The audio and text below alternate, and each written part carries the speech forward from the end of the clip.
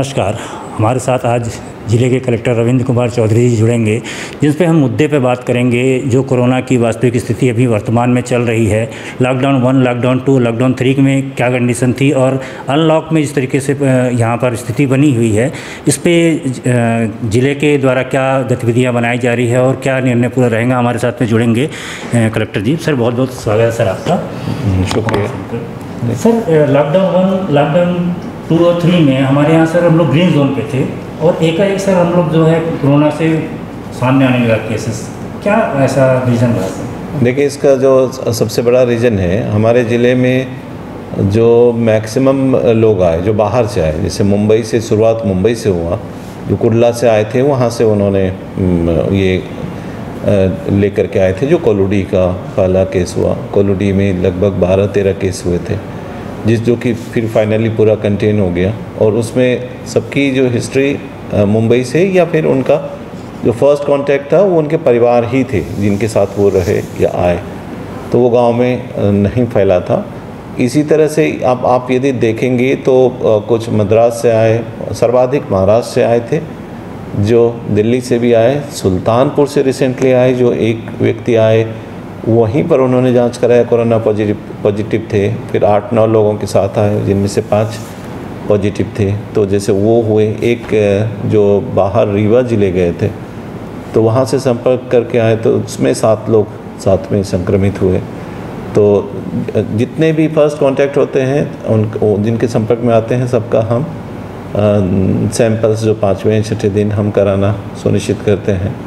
और इस तरह से हमारे ज़िले में जो वृद्धि हुई है, जैसे अभी आपके यहाँ यस-मैन शॉप में आया तो वो 12 लोग आए, उसके साथ ही साथ SDFC में 4 लोग संक्रमित पाए गए। यस-मैन शॉप में 73 फर्स्ट कांटेक्ट थे जिनको हम लोगों ने सबका सैंपल किया। इसी तरह से SDFC में भी 42-43 थे उनके जो फर्स्ट कांटेक्ट, उनके भी सैंपल्स हम लोगों ने कराए।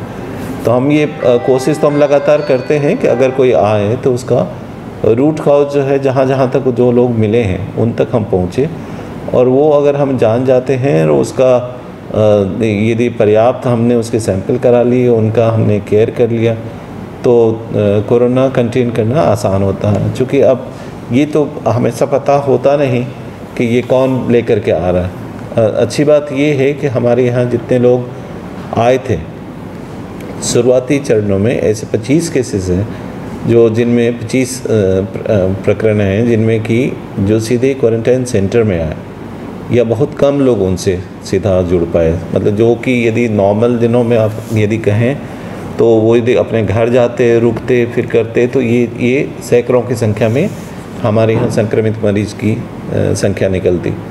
तो हम लोग कोशिश कर रहे हैं, तो भी इसमें चूँकि बहुत तरह की दिक्कतें आती हैं।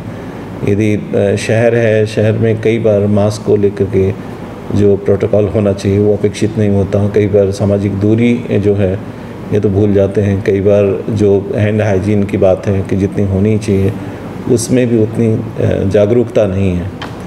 तो अभी वर्तमान में तो 40 एक्टिव मरीज़ हैं जिनका कि अभी फिर से, चूँकि ट्रू नॉट में वर्तमान में हमारे पास जो किट है उपलब्ध नहीं है, वो एक आध दिन में आ जाएगा, तो हम खुद भी यहाँ कर पाएंगे। चूँकि दूसरा ट्रू नॉट मशीन भी हमें मिल गए हैं, और बाकी रीवा में अभी हम सैंपल्स भेज रहे हैं। तो यही कारण है। नॉर्मली जो है कहीं न कहीं से वो ट्रैवल हिस्ट्री से जुड़ा हुआ है, और दूसरा कारण वो होता है कि वो जहाँ से वो आए हैं, जहाँ से संक्रमित हुए, वो अपने साथ, अपने परिजन के साथ या अपने जिसके साथ भी उनका रहा है, क्लोज कांटेक्ट रहा है, तो उसके कारण से अपने बात और देखा जा रहा है कि हर खंड स्तर में जितने भी आपके प्रशासनिक अधिकारी हैं, कर्मचारी हैं, ये सब जिले में वास करते हैं सर। वहाँ कोई नहीं रहता है और अधिकतर 2 से 3 दिन ही वहाँ पर वो जाते हैं, आए दिन देखा जाता है सर। इसको मैं देखूँगा, लेवल नहीं हो पाई, बीज नहीं मिल पाया, ये किसानों का कहना है। सरकारी बीज जो मिला करती थी वो नहीं मिल पाई इसमें। नहीं, बीज की उपलब्धता तो है, बीज की उपलब्धता ऐसा नहीं है, लेकिन लास्ट ईयर का जो स्कीम था वो नहीं है। बाकी जो प्राइवेट और जो समितियों को जो गवर्नमेंट से जो मिले हैं तो वो उपलब्धता है, और अलग से वो चीज़ ऐसा नहीं है कि बीज का नहीं है। जैसे रीवा और सिंगरौली को फुल लॉकडाउन कर दिया गया 5 दिन के लिए, और बीच में हमारी सीधी बची हुई है, बीच में त्यौहार है, बकरीद है और रक्षाबंधन है और गणेश चतुर्थी है, जिसको लेकर ये मार्केट में रस ज़्यादा रहेगी, भीड़ ज़्यादा रहेगी, लेकिन हमारे सीधी जिलों का भी लॉकडाउन नहीं किया गया है। तो इसमें क्या लॉकडाउन किया जाएगा या फिर कुछ संशोधन बनाया जाएगा? देखिए, अभी तुरंत तो कुछ कहना मुश्किल है, ऐसी ज़रूरत लगेगी तो बिल्कुल करेंगे। अब इसमें हम ये देखते हैं कि जैसे जो चेन होता है, जो ट्रांसमिशन का एक से दूसरे में जो जाते हैं, यदि हमने जो उनकी कांटेक्ट जो इस्टेब्लिश जो करते हैं कि किसको मिले, किससे हुए, तब तक करके यदि कंटेनमेंट का एक ये हो जाता कि यदि सपोज़ करें कि हमने 73 लोगों को किया, पहले 3 लोगों के आए पॉजिटिव, 3 से बढ़ करके 4, 5, 6, मतलब जिस क्रम में उन लोगों के आते गए हमारे पास सैंपल्स, उस क्रम में हमारी संख्या वो बढ़ी, लेकिन हमने उस 73 लोगों को उनको कवर किया। तो ये चीज़ है, तो ये हमारी स्थितियाँ पिछले 3-4 दिनों से हमारी कम हो गई है, और इसको जैसे भी लगेगा किसी गरीब हम स्वास्थ्य विभाग के अधिकारी है, बाकी सबके साथ, और जो पिछली जिला क्राइसिस कमेटी में भी जो बात हुई थी, हाँ, रस में हम लोग कार्रवाई करेंगे। वो ज़रूर है कि वो थोड़ा जो हमारे रेवेन्यू और पुलिस के हिसाब से कार्रवाई कर भी रहे, लेकिन वो बहुत पर्याप्त नहीं है। देखिए, बंद करना तो सबसे आसान है, वो लास्ट तरीका है।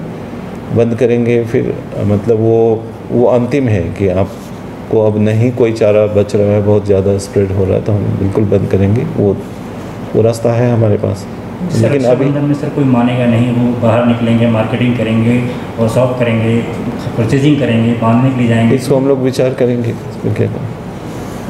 BMO सेमरिया के हैं, वो संक्रमित हुए। BMO सेमरिया का कई जो है कंटेनमेंट जोन में उनका सक्रिय योगदान रहा। वो कोलोडी या इवन जो सेमरिया में जो निकले, झगराहा के रहे केसेस या अन्य जो निकले, चूँकि सर्वाधिक केसेस हमारा PHC जो सीधी है सेमरिया, ये इन्हीं का है, और यह शहर का कहें, शहर के चूँकि सारे जुलाई में आए, पहले नहीं थे हमारे शहर में। तो और दूसरे जो डॉक्टर अजय प्रजापति आए जो जिला अस्पताल में, तो उन्होंने कहाँ से इस चीज़ को उन तक आई, ये चीज़ अब इस्टेब्लिश नहीं कर पाए हैं। और नॉर्मली होता ये है कि जैसे कोई डॉक्टर के पास जा रहे हैं और सामान्य फ्लू की भी स्थिति में यदि थोड़ी सी भी असावधानी होती है कि मैं जिस टेबल पे हूँ या जहाँ चेयर पे मैं बैठा हूँ, अचानक आके मैं बैठ रहा हूँ, कोई किसी ने हाथ रखा है, कोई संक्रमित व्यक्ति यदि आ गया, तब तक उसको इस तरह के सिम्टम्स नहीं हैं, तो ऐसी स्थिति में हमें पता नहीं चल पाता। और आपको ये भी बताऊं कि हमारे यहाँ जितने केसेस आए सभी एसिम्टोमेटिक हैं और या माइल्ड हैं, तो वो जिनमें कि नॉर्मल सिम्टम्स नहीं रहते, जैसे नेजल रनिंग है, ड्राई कफ है, या फिर फीवर जो कहते हैं, इस तरह का नहीं।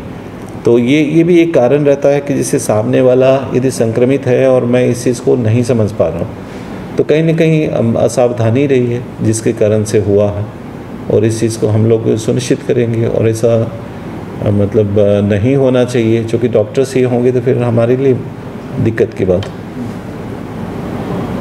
तो हमारे साथ में जुड़े हुए थे जिला कलेक्टर रविंद्र कुमार चौधरी जी ने, जिन्होंने बारीकी से एक एक पहलू पर हमसे बात की और आपको अवगत करवाया। जो आपके प्रश्न आपके दिमाग में चल रहे थे, सारे जवाब आप तक पहुंच चुके होंगे।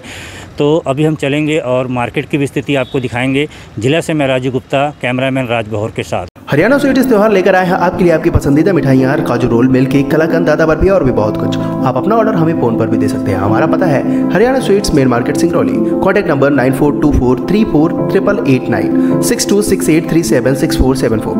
और हाँ, हमारे चैनल को सब्सक्राइब करें, घंटी का बटन दबाना न भूलें, जिससे नई अपडेट आपको समय समय पर मिल सके।